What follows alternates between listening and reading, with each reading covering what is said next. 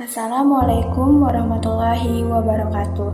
Pada kesempatan kali ini, saya Hesti Kartika Sari dengan MPN 2023-215004 akan membahas bagaimana mengembangkan bahan ajar materi cerita pendek atau cerpen pada pembelajaran bahasa Indonesia untuk jenjang sekolah menengah atas dengan menggunakan model ADI. Baik, untuk pembahasan yang pertama yaitu pengertian bahan ajar. Bahan ajar merupakan bagian yang penting dalam menentukan kualitas pembelajaran. Model ADI memungkinkan bahan ajar cerpen dikembangkan secara struktur mulai dari mengidentifikasi kebutuhan siswa, merancang konsep pembelajaran, mengembangkan produk bahan ajar, menerapkannya di kelas, hingga mengevaluasi hasilnya. Dengan demikian, bahan ajar yang dihasilkan dapat benar-benar sesuai dengan karakteristik siswa SMA. Pembahasan yang kedua, langkah-langkah model ADI. Yang pertama, analisis. Tahap analisis bertujuan untuk mengidentifikasi kebutuhan, masalah, karakteristik siswa, serta ruang lingkup materi cerpen yang akan dipelajari. Berikut penjelasannya. Yang A, analisis kebutuhan pembelajaran, yaitu mengidentifikasi alasan perlunya pengembangan bahan ajar seperti cerpen, termasuk masalah dasar dalam pembelajaran seperti rendahnya kemampuan membaca kritis dan menulis kreatif. Yang B, analisis siswa, yaitu mengkaji karakteristik siswa jenjang SMA sebagai dasar pengembangan bahan ajar seperti cerpen, meliputi pengetahuan awal siswa terkait unsur intrinsik dan ekstrinsik cerpen, keterampilan yang sudah dimiliki seperti kemampuan membaca, pemahaman, dan menulis naratif, kompetensi berpikir kritis, kreatif, dan imajinatif yang perlu ditingkatkan melalui pembelajaran cerpen, jenis bahan ajar yang dibutuhkan agar siswa dapat lebih terarah dalam membaca dan menghasilkan cerpen. Yang C, analisis materi cerpen, yaitu menganalisis fakta, konsep, prinsip, dan prosedur dalam materi cerpen, seperti fakta berupa contoh cerpen dan kutipan konsep, berupa pengertian cerpen, unsur intrinsik, dan gaya bahasa. Prinsip berupa cara menganalisis seperti tokoh, tema, dan konflik. Prosedur berupa langkah menulis cerpen dan dilakukan analisis melalui studi pustaka untuk memastikan materi relevan dengan tujuan pembelajaran. Dan yang terakhir, analisis tujuan pembelajaran, yaitu menentukan kompetisi yang harus dicapai siswa seperti memahami unsur intrinsik dan ekstrinsik cerpen, menganalisis contoh cerpen secara kritis, dan menghasilkan cerpen kreatif sesuai kaidah penulisan. Analisis ini menjadi dasar penyusunan bahan ajar dan metode pembelajaran. Yang kedua, desain. Tahap desain merumuskan bentuk bahan ajar dan strategi pembelajaran cerpen.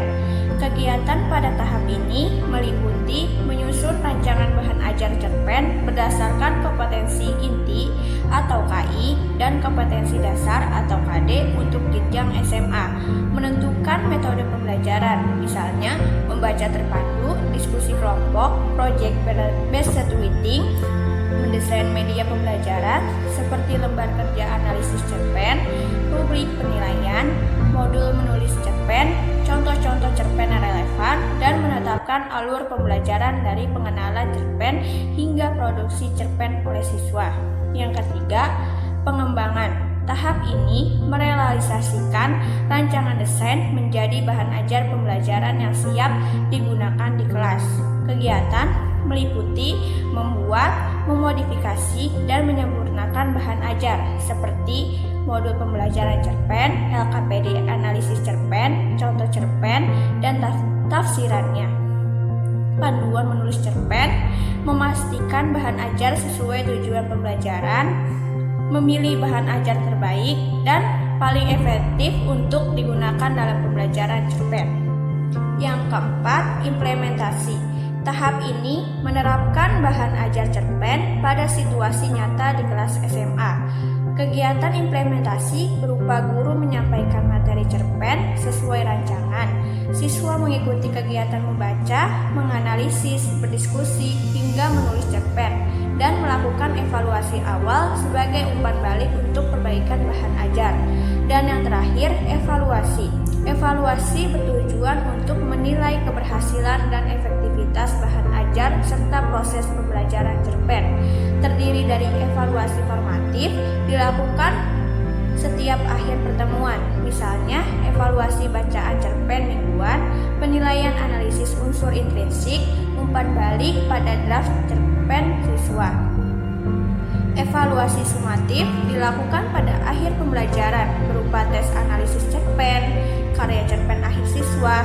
Hasil evaluasi digunakan untuk memperbaiki bahan ajar dan strategi pembelajaran berikutnya. Pembahasan yang ketiga, pengembangan bahan ajar. Pengembangan bahan ajar dilakukan untuk menyediakan materi dan panduan yang membantu siswa memahami dan menghasilkan cerpen. Bahan ajar yang dikembangkan meliputi: yang pertama, modul pembelajaran cerpen, berisi teori dasar cerpen, contoh-contoh teks, serta latihan yang membantu siswa memahami unsur dan struktur cerpen. Yang kedua, LKPD, lembar kerja peserta didik, digunakan sebagai panduan bagi siswa untuk menganalisis cerpen secara terarah, mulai dari unsur intrinsik hingga gaya bahasa. Yang ketiga, contoh cerpen yang relevan. Cerpen dipilih sesuai usia dan pengalaman siswa SMA agar mudah dipahami serta dapat menjadi model dan menulis. Yang keempat, rubrik penilaian, instrumen untuk menilai kemampuan siswa dalam menganalisis cerpen dan menulis karya dengan kriteria yang jelas dan objektif. Dan yang terakhir, panduan menulis cerpen, berisi langkah-langkah praktis mulai dari mencari ide, menyusun alur, mengembangkan tokoh, dan proses revisi. Secara keseluruhan, bahan ajar ini dirancang untuk meningkatkan kemampuan membaca kritis dan menulis kreatif siswa dalam pembelajaran cerpen. Pembahasan yang keempat, perancangan bahan ajar. Perancangan bahan ajar adalah proses merencanakan dan menyusun materi pembelajaran secara sistematis agar sesuai dengan tujuan pembelajaran, kurikulum, dan kebutuhan peserta didik sehingga materi tersebut dapat digunakan secara efektif dalam proses belajar mengajar. Bahan ajar yang dirancang meliputi: yang pertama, menyusun dengan KI atau KD, seperti materi disusun berdasarkan kompetensi inti dan kompetensi dasar agar pembelajaran cerpen sesuai tujuan kurikulum dan pencapaian belajar siswa. Yang kedua, menentukan metode pembelajaran, seperti guru memilih metode seperti diskusi, membaca terpandu, atau proyek menulis cerpen agar proses belajar lebih aktif dan sesuai kebutuhan siswa. Yang ketiga, menentukan media pembelajaran seperti media modul, EKPD, slide, dan contoh cerpen digital dipilih untuk mendukung pemahaman materi dan mempermudah kegiatan belajar. Dan yang terakhir, menyusun alur pembelajaran, yaitu alur pembelajaran dibuat mulai dari mengenalkan konsep cerpen, menganalisis unsur-unsurnya, hingga membimbing siswa dalam menulis cerpen mereka sendiri. Perencanaan ini memastikan bahwa pembelajaran cerpen struktur, relevan, dan mudah diikuti siswa. Pembahasan yang kelima, aspek yang dikembangkan dalam pembelajaran cerpen.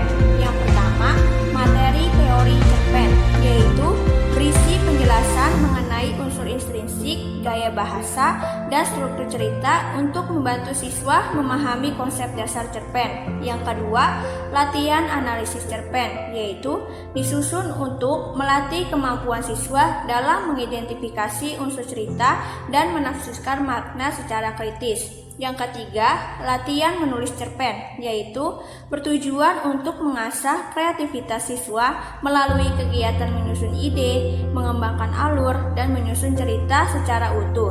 Yang keempat, media pembelajaran, yaitu meliputi PPT, modul, dan lembar analisis yang membantu memvisualisasikan materi dan mempermudah proses belajar. Dan yang terakhir, instrumen evaluasi, yaitu berupa rubrik penilaian yang digunakan untuk menilai kemampuan analisis cerpen serta kualitas karya tulis cerpen siswa. Pengembangan ini dilakukan untuk membangun kompetensi siswa secara menyeluruh, baik dalam memahami teori cerpen maupun dalam keterampilan menulis kreatif. Pembahasan yang keenam, implementasi. Implementasi dilakukan dengan menerapkan bahan ajar yang telah dikembangkan dalam pembelajaran di kelas. Implementasi meliputi yang pertama, guru menyampaikan materi cerpen, yaitu guru menjelaskan konsep, struktur, dan unsur cerpen sesuai modul, serta memandu langkah pembelajaran yang telah dirancang.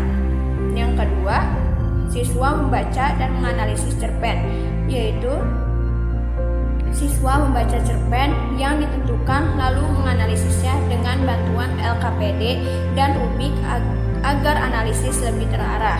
Yang ketiga, diskusi kelas, yaitu guru dan siswa melakukan diskusi untuk memperdalam pemahaman terhadap unsur cerita, alur, tokoh, tema, dan makna cerpen. Yang keempat, siswa menulis cerpen, yaitu siswa membuat kerangka cerita terlebih dahulu, lalu mengembangkan kerangka tersebut menjadi draft cerpen hingga versi final. Yang kelima, guru memberikan bimbingan dan umpan balik, yaitu guru membimbing siswa dalam menganalisis cerpen dan memberikan masukan dalam proses menulis agar hasilnya lebih baik. Dan yang terakhir, evaluasi pembelajaran, yaitu guru menilai pemahaman siswa melalui hasil analisis dan cerpen yang mereka buat untuk melihat ketercapaian kompetensi. Pembahasan yang terakhir, evaluasi model ADI dalam pembelajaran cerpen di jenjang SMA.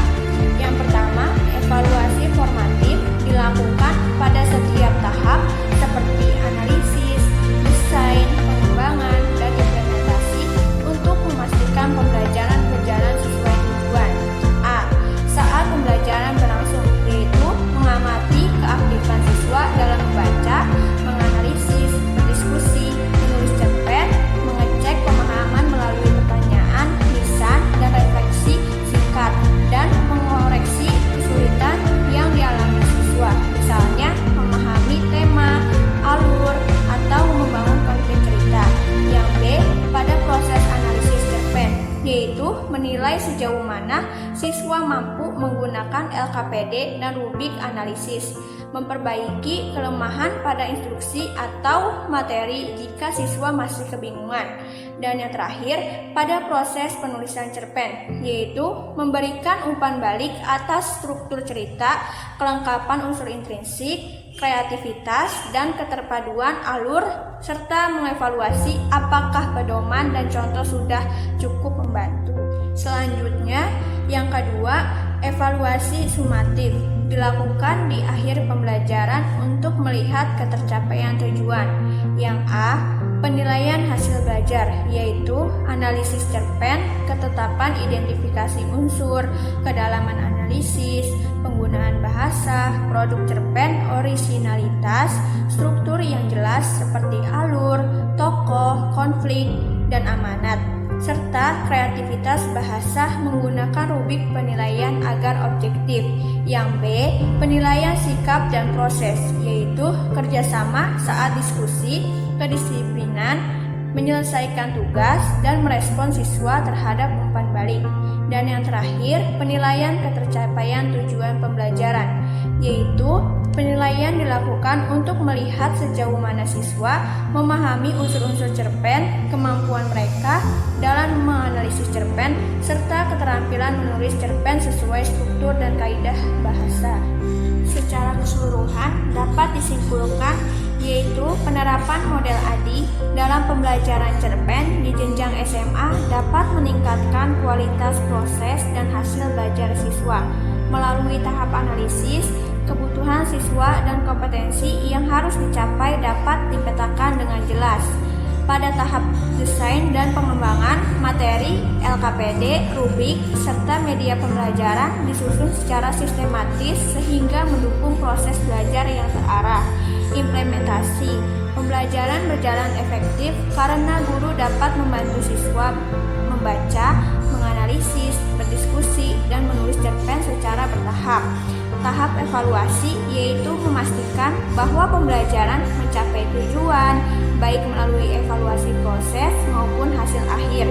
Secara keseluruhan, model ADI membantu menciptakan pembelajaran cerpen yang lebih struktur, interaktif, dan bermakna sehingga meningkatkan kemampuan analisis serta kreativitas